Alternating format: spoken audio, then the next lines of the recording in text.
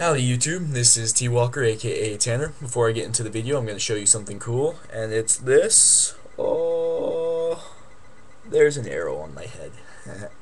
um, my head was already buzzed, but we thought it would be funny to put an arrow in there, so my girlfriend shaved an arrow into my head. Funsies. Anyway, I'm going to be talking today about, a new mechanic that I think would be pretty cool.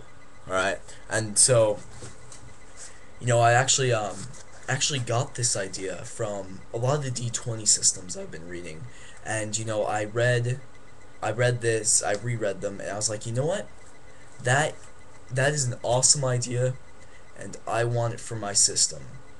So I know I did a couple of battle videos in the past, but you know what, just rereading this, I've really rethought that, and I've come up with this, which is a lot different, I think. And so, I'm gonna go with this because just rereading this system, I found and a lot of the opinions here on YouTube, I think that this would be a much better way to do it. So I'm gonna just take a few minutes to explain to you how that would work. For this example, let's say we have the standard party of a fighter. Alright, we've got a cleric in there, we have a wizard in there, and we have a rogue. Alright, your standard four party, just for the sake of explaining things. Um, so, of course, system uses the D20. Who are they fighting? So we've got the four-player characters. Let's say they're fighting four orcs and an orc mage. So it's 4 on 5. So this is how the mechanic would work. First, the party would roll a d20. They got a 10. Alright? So then that's the party's roll. Alright? And now you would what you would do is you would look at all your characters. Right? So you look at the fighter, right? The first of the four, the fighter. And you say, okay, well, he's got, you know, um, some really good armor, some really powerful armor. So that's gonna give, bonus 2. He's got some really awesome weapons. He's got that, fiery longsword. Um, you know, the Nightmare, as it's called by the goblins. So that's gonna give him a +2 as well. He's got a couple really cool feats. So those are, they're cool. So they're gonna give him, another +2. So that's a +6 already. And then we move on to the cleric, who also has got some armor. Not as good, so it's only a +1, so +7 total. He's got some healing spells that are really gonna help in this battle. So that's gonna give him a +2, so we're up to +9. His combat's not very great, so it's only gonna give him a +1. So we're up to +10, and then we get up to the wizard, and the wizard's got some really powerful spells, so that's going to give him probably the party a +5, but that's all he really has, so that's his. And then the rogue, and the rogue's really quick, so we're up to +15 now. The rogue's really quick, right? So that's gonna give him +1, so +16. He's got light armor, another +1, but he's got that really cool backstab ability, which is pretty good, so it's gonna give him +2. So we're up to +19 now. So this is their modifier, right? Because that is their skill in combat. I've taken all these different factors, and I've made them bonuses to their skill roll, right? So they rolled a 10. So they had +19, so that's a skill roll of 29. And now what the other people do is what the other group does, these orcs and their mage, they make, an opposed check. Alright? And they rolled a 6. Shucks. For them. But, let's add up their bonuses just to see how it is. So the first orc, he's just got some minor weapons, minor armor. Let's say a grand total +3. Like I said, there's 4 of those guys. So that's 3, 6, 9, 12. And let's say the mage is actually pretty powerful, so he's gonna get, you know, +4. So it's +16, but you know that gives them a score of 22, whereas the party had a score of 29. So obviously, the party would win this fight. You know, and see, and there's you kind of got two options, which I really like about this system. You got two options. You can either make this roll first and then role play out the effects afterwards.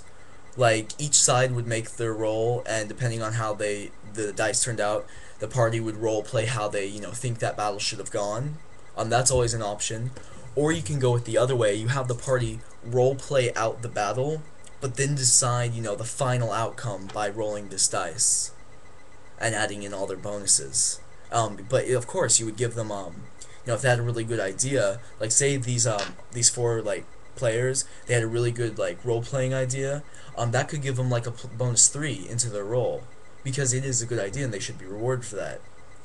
So so that's pretty much how the battle system would work then. So you've got, as your player, all your combat abilities and all your, you know, your armor, your cool armor and your swords and, you know, all that stuff you work for, it gives you bonuses now, right, to your role.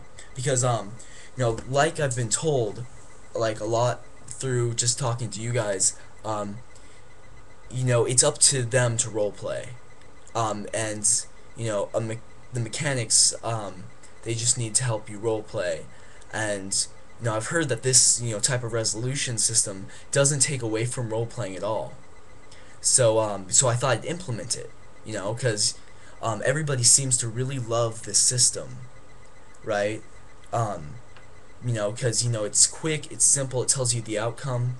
So, and like I said, like everybody's been saying, it doesn't hamper role play at all, because you know it just and it's not uninteresting. I mean, you role play out the effects that happen based on, you know, the roll of this dice, and you do get bonuses if you come up with really great ideas, you know. So and like I said, it's not like their battle abilities are useless, because they're giving them bonuses, you know, to this dice roll. So so yeah, I think that would be really cool, because you know, you just start a battle, you roll that dice, you add your, you know, your party's total battle modifier, and then the people you're trying to kill, they roll a dice, and then they add their, you know, opposing modifier, and then the person that wins the battle. And like I said, you've got those two options to role play it out. Like you either role play it out from the dice roll, or you role play it out and you have the dice roll decide the final outcome. You know?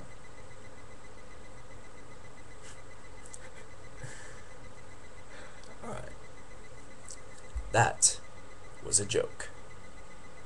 I maybe one of you would be like, "Ooh, that's an interesting way to run battle," but no. That was a facetious joke. That was a mean joke. And my point of that was saying that, okay, yes, we could roleplay this out, roleplay the battle out based on this dice. We could have all those swords and all those really cool things that you can use and do and manipulate and move around, and all these amazing things that your character has and knows. We can convert those into bonuses, right? And use that to assess the situation. Like, you know, Fireball, the mage's Fireball that you just shoots out and burns enemies, and it has all those stats mechanically for battle. We could turn that into a +2 to the, you know, the battle result, and then role play it out. Yes, we could. Why don't we? It's not interesting. I mean, it could be. Role playing it might be kind of fun, but in the end, it's a dice with some numbers added to it. And yeah, you could draw some fun from the role playing, but doesn't that leave you feeling a little bit unfulfilled? Now, I said I took this idea from, you know, 3.5 or 4th Ed, or any of those D20 editions, and that's true. But I didn't take it from their battle system. I took it from their skills resolution system, their social and mental systems. Yes, role playing can affect those, and a smart player can affect those more. But a smart player can also affect battle.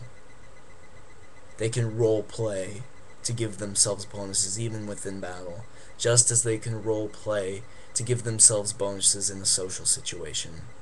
But the difference is that we have a million different ways of calculating battle, but we have a d20 to calculate the outcome of a social or mental event.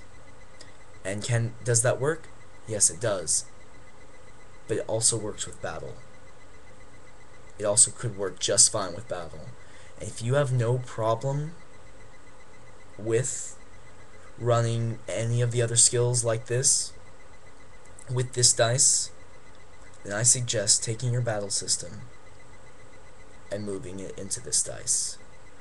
All those cool spells and abilities and swords and armor and everything that those players have and they love, turn those into bonuses. Just like you turn a character's ability to, speak and move and flow and know all these different types of knowledge and really immerse themselves in this type of knowledge, just like you turn those into bonuses. And like I said, you could give bonuses for good role playing, just like you do in a social system. And so if you really think that skill system is good, use it for battle. And if you don't, anyway, I hope this video has maybe given you something to think about in the very least. I hope to get a whole flock of mean responses about this. I'm looking forward to it. This has been T Walker, aka Tanner, and I'm signing off.